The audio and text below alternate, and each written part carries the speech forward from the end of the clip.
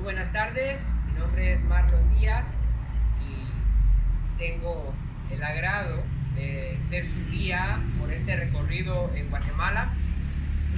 En esta ocasión les voy a dar un resumen de la historia general de Guatemala. Pues inicia con el periodo prehispánico, y el periodo prehispánico inicia en el año 2500 a.C. con la civilización maya. Esa fecha coincide con la domesticación del maíz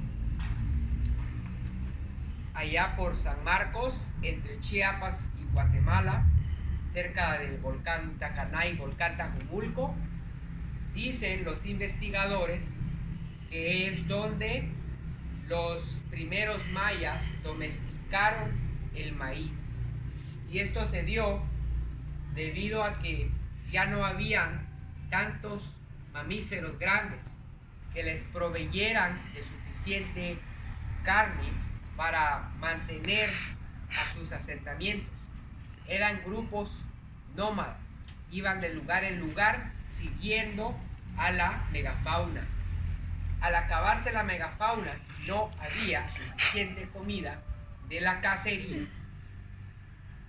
Piensan que fueron las mujeres las que encontraron semillas de maíz primitivo, porque su tarea era recolectar frutos para ayudar al sustento de las familias.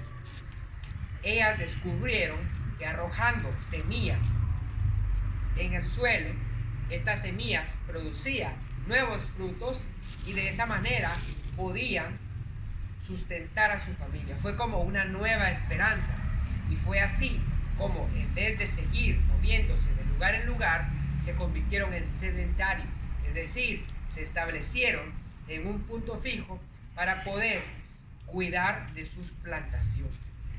Entonces, inicia el llamado periodo preclásico, que es el periodo formativo de la cultura maya.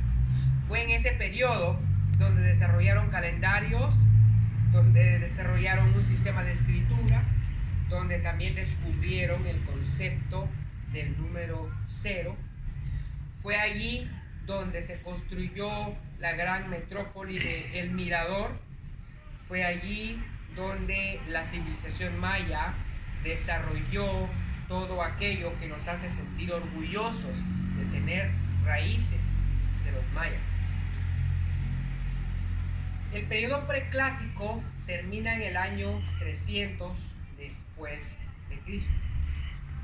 Esto se dio cuando la ciudad de El Mirador fue abandonada.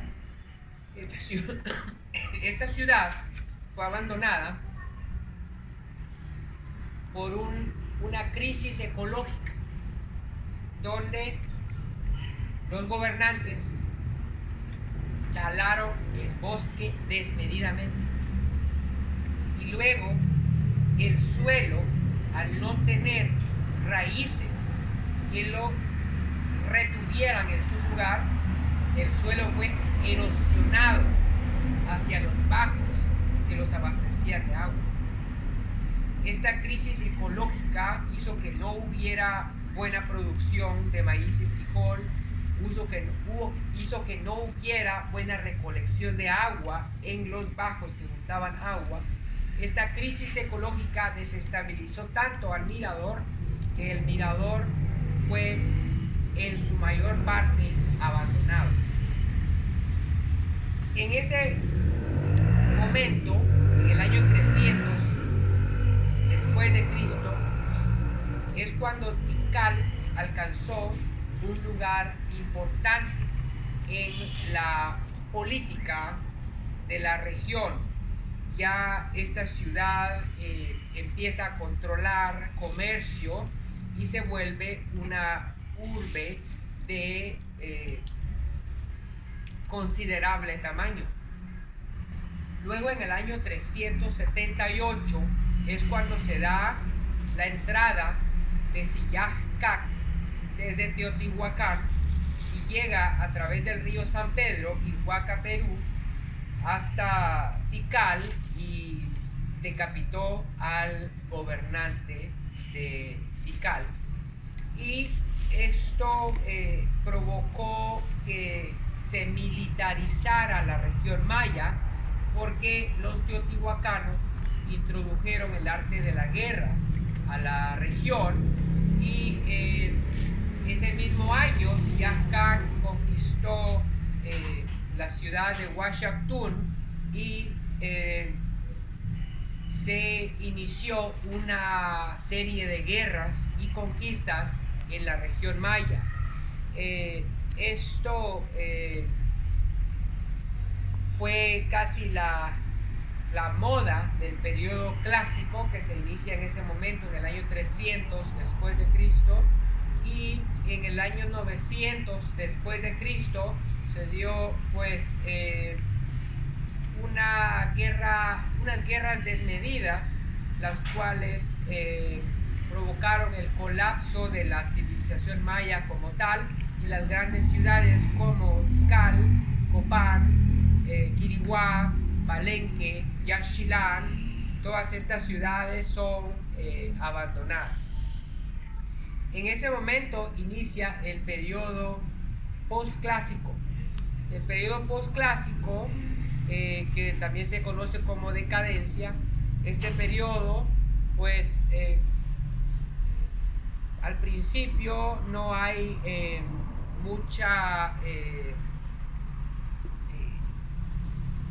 población, porque mucha población murió en las guerras del año cerca del año 900 después de Cristo, pero la población se concentra más al norte de la península de Yucatán, cerca de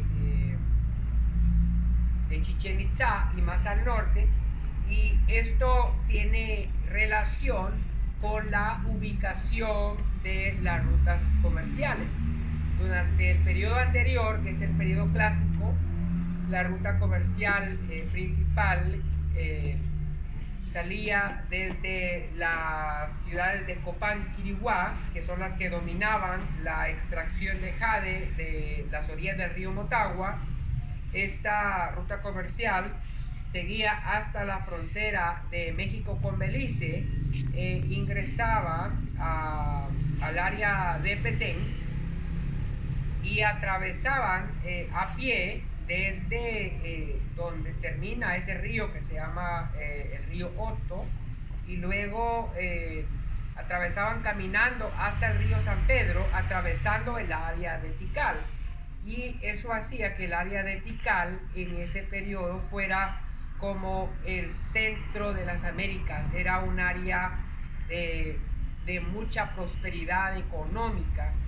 Sin embargo, las guerras y el asesinato de comerciantes hizo que los comerciantes buscaran rutas de comercio alternas, y es lo que se dio después del 900, en el periodo postclásico, cuando la ruta comercial del jade ya no cruzaba la península de Yucatán para llegar al Golfo de México, sino bordeaban por agua la península de Yucatán para llegar al Golfo de México. Y eso explica por qué es al norte de la península de Yucatán donde se concentra la población, y allí había prosperidad económica por el comercio. Entonces, en 1200 después de Cristo, más o menos, es cuando se establece en Nocpetén el grupo Maya Itzá, y que fueron pues un asentamiento bien fortificado. Por ser una isla, pues era difícil atacar a esta isla. Se dan de toda la población que hablaba cholano en el periodo clásico, cuando vivían en Tikal, se dan muchos idiomas. Dicen algunos historiadores que por no comunicarse una región con otra, cada pequeña región empezó a crear localismos, y estos localismos pues generaron diferentes idiomas. De esa cuenta, en el periodo posclásico hay maya Tzá, hay maya quiché, hay maya tzutujil, hay maya cachiquel, hay maya quechí, hay muchísimos idiomas mayas en el periodo posclásico. Luego inicia rivalidad entre diferentes grupos mayas. Están los mayas quichés, que son como un grupo que le gusta ir e invadir otros territorios, expandiendo su territorio, y es así como entran en rivalidad con los mames, entran en rivalidad con los cachiqueles, con los utujiles.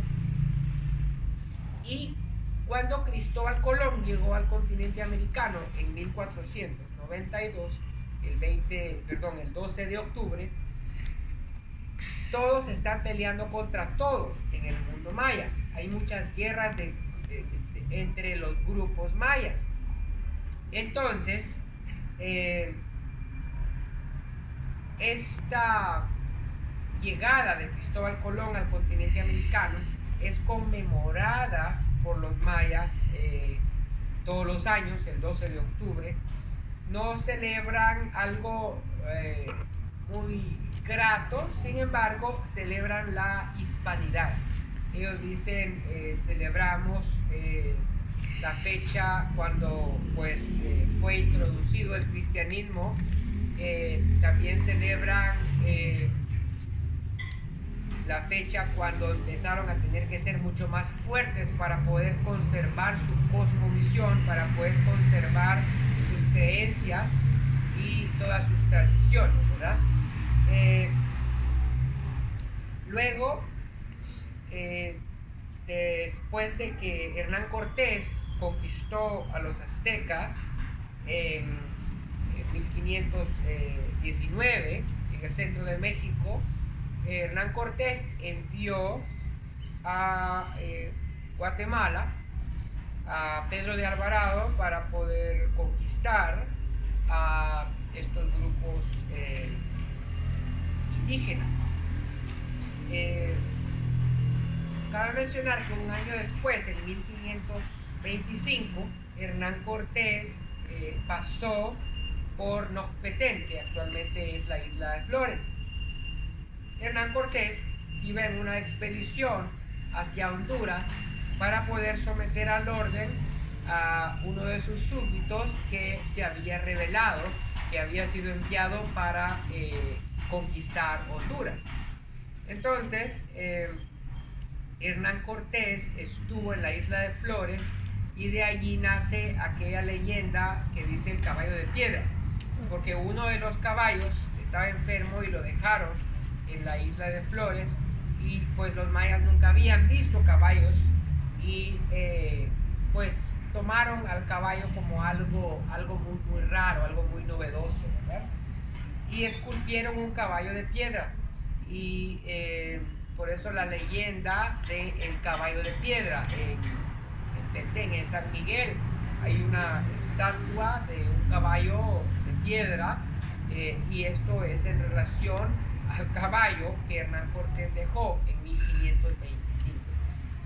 Pues la conquista de los pueblos del altiplano guatemalteco por Pedro de Alvarado principalmente se da en un espacio de 10 años. Allí conquistan a los utuiles, a los pocomames, pues a los cachiqueles, a los quichés. Es el primer grupo que conquistan en 1524. En esa batalla es cuando murió Tecumumán, que según unos historiadores no se llamaba así, pero que tampoco se sabe el nombre real de Tecumumán, y este Tecumumán pues es oficialmente el héroe nacional. En 1524 es también cuando se funda la ciudad de Santiago de los Caballeros, que fue la primera capital de Guatemala. Se fundó allí en Tecpan, Guatemala, muy cerca de Iximché, que Iximché fue la capital de los cachiqueles, quienes brevemente fueron aliados con los españoles. Debido a que todos estaban peleando contra todos, los españoles utilizaron esa oportunidad para poder engañar a los cachiqueles y los convencieron de ayudarlos a vencer a los sucugiles y a los quichés, y pues los cachiqueles ingenuos cayeron en la trampa, los ayudaron, pero luego los cachiqueles fueron sometidos como esclavos. Esto obviamente no les gustó, y la respuesta de los cachiqueles fue ataque de guerrillas a los españoles. Esto provocó que los españoles tuvieran la ciudad de Santiago de los Caballeros, allí en Tecpan, por muy pocos años.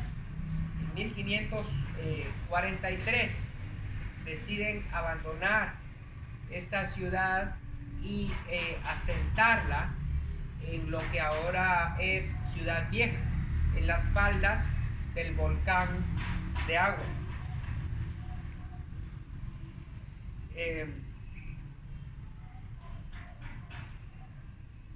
Corrección. El traslado de la ciudad de Guatemala hacia las faldas del volcán de Agua fue mucho más pronto, no duraron tantos años ahí en Tecpan, Guatemala. El traslado que se dio en 1543 es de lo que ahora es Ciudad Vieja hacia lo que ahora es Antigua Guatemala.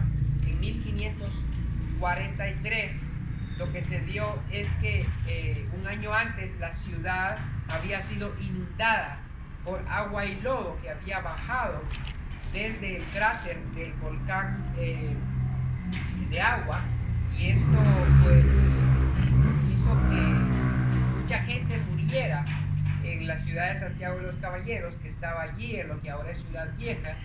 Entre las personas que murieron fue la Sin Ventura, su nombre era Beatriz de la Cueva, y ella fue la esposa de Pedro de Alvarado, y esta inundación de la ciudad hizo que un año después se tomara la decisión de mover la ciudad, y se asentó en 1543 en lo que ahora es Antigua Guatemala.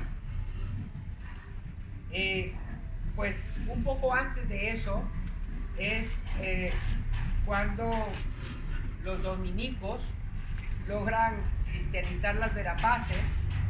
Esto se dio a través de Fray Bartolomé de las Casas. A él le parecía muy injusto lo que hacían los conquistadores. Había un jurista de nombre Palacios Rubios, y este jurista pues desarrolló un acta, llamémoslo así, le llamaban requerimiento de Palacios Rubios. Este era como el instrumento legal que los conquistadores utilizaban para decir que habían intentado cristianizar a los indígenas, y al no aceptar cristianizarse, entonces los atacaban militarmente. Sin embargo, la lectura del requerimiento de Palacios Rubios se trataba de leer la carta a los indígenas. Si estos no aceptaban cristianizarse, pues eran atacados militarmente. Pero aunque les leyeran la carta, no era tan fácil para los indígenas convertirse al cristianismo por el simple hecho de haberles leído una carta. Al fin de cuentas, los conquistadores estaban haciendo cosas perversas. Los conquistadores violaban mujeres, saqueaban propiedades, hacían atrocidades. Entonces nadie se quería convertir al cristianismo. Luego hay unos historiadores que dicen que leían el requerimiento de Palacios Rubios a kilómetros de las aldeas, de los asentamientos mayas, Y luego había un notario allí que daba fe que ya le habían leído el requerimiento de Palacios Rubios a los indígenas, por lo tanto ya tenían como el permiso legal para atacarlos militarmente. Otras fuentes dicen que se paraban en la parte alta de una colina, lejos de las poblaciones, a leer el requerimiento de Palacios Rubios, y luego otros desde las embarcaciones leían